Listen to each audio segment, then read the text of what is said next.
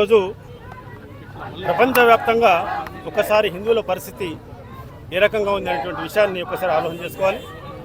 ఈనాడు మనము భారతదేశంలో మెజారిటీగా ఉంటూ పాకిస్తాన్, బంగ్లాదేశ్తో మైనారిటీగా ఉంటూ ఇక్కడ కూడా రెండవ శ్రేణి పౌరులుగా మరియు బంగ్లాదేశ్, పాకిస్తాన్లో కూడా రెండవ శ్రేణి పౌరులుగా బతుకుతున్నాం. దీనికి అన్నిటి కారణం ఏంటంటే మన లోపల మనకు ఐక్యత లేకపోవడమే. ఈనాడు ప్రపంచవ్యాప్తంగా హిందూ ధర్మాన్ని, హిందూ దేశాన్ని నాశనం చేయడానికి అనేక రకమైన కుట్రలు జరుగుతున్నాయి. విదేశాల నుండి మరియు స్వదేశంలో నుండి కొందరు దుర్మార్గులు కూడా మన దేశాన్ని విచ్ఛిన్నం చేయడానికి ప్రయత్నిస్తున్నారు. జార్జ్ సొరోస్ అనేటువంటి ఒక అమెరికన్ వ్యక్తి $10,000 డబ్బును మన యొక్క హిందూ ధర్మాన్ని విచ్ఛిన్నం చేయడానికి డబ్బు పంపించాడు.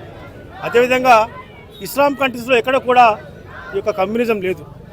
కానీ మన భారతదేశంలోనే ఉంటూ ఈ కమ్యూనిస్ట్ వాళ్ళు ఒక చైనా తొత్తులుగా ఉంటూ, రష్యా తొత్తులుగా ఉంటూ మన యొక్క హిందూ ధర్మాన్ని క్షీణించే ప్రయత్నం చేస్తున్నారు.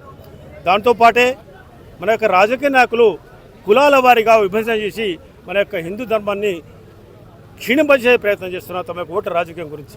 కాబట్టి మనమంతా కూడా కేవలం గడప లోపలనే హిందువులం, గడప లోపలనే కులం మన కులము, గడప దాటితే అందరూ కూడా హిందువులమంతా ఒకటైనటువంటి భావాన్ని దృష్టిలో పెట్టుకొని మన హిందూ ధర్మాన్ని మనమే రక్షించుకోవాలి.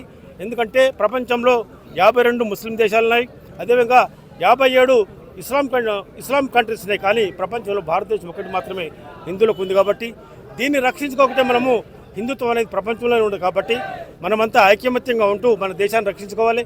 అదేవిధంగా పాకిస్తాన్లో, బంగ్లాదేశ్ జరిగినటువంటి హిందువుల పైన కూడా జరుగుతున్న దాడులను కూడా ఖండించి వెంబడే ప్రభుత్వం దానికి తగిన చర్య తీసుకోవాలి. అదేవిధంగా బంగ్లాదేశ్ ప్రభుత్వం కూడా వారందరూ అణిచివేసి హిందువులను రక్షించే ప్రయత్నం చేయాల్సిందిగా కోరుతూ నేటి కార్యక్రమం చేసినటువంటి